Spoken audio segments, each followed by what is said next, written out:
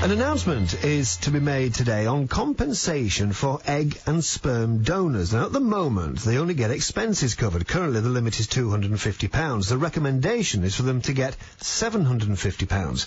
The Human Fertilisation and Embryology Authority will make an announcement this lunchtime. So, should egg or sperm donation be an altruistic act, or should this be seen as service which people will pay for? We can now speak to Alison Bagshawe from Altrui in Upper Wensleydale. Alison, good morning. Good morning, Adam. Tell us about Altrui. What does your organisation do? What we do is to help couples actually go out and find a donor for themselves, because there's a massive shortage of donors in this country.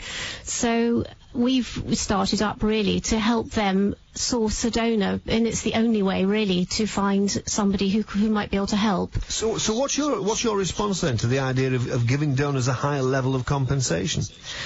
Well, I'm fairly mixed about it, in fact, to be quite honest. I think that the compensation $250, which was set in 1991, is really too low for what people have to go through.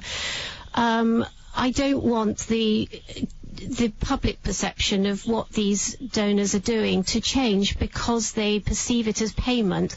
It really should be for the inconvenience and for the sort of commitment of doing this, and it really should continue to be that. So if it doesn't affect the attitudes to these donors, then I guess that if it brings more donors in to help these couples, then I'm jury's out with me, really.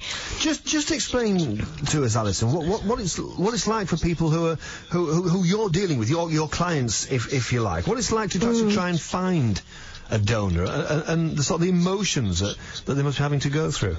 Oh, well, it's absolutely heartbreaking what these people have gone through. It's been a terrible time for them.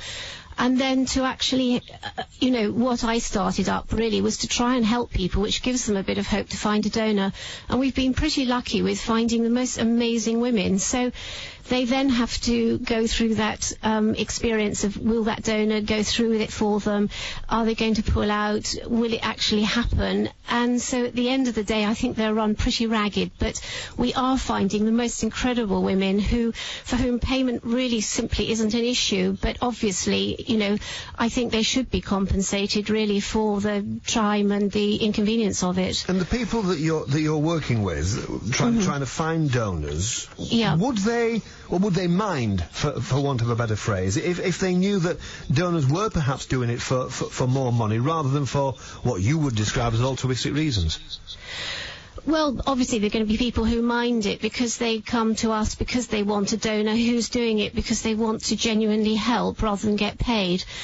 To be honest, there are going to be others who think, well, actually, if I can get a donor anyway, well, that's fantastic. I will pay another £500 and that'll be a donor for me.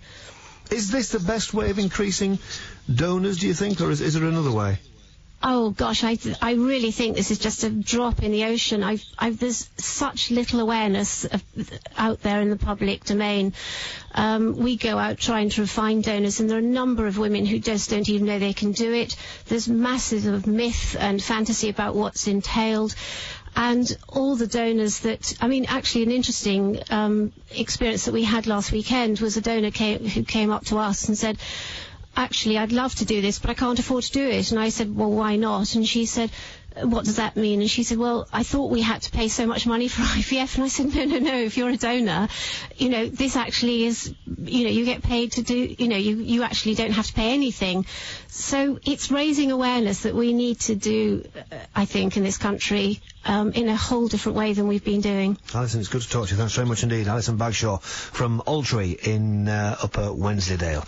21 minutes past 7 on a Wednesday morning. It's BBC Radio York with you on breakfast time this morning.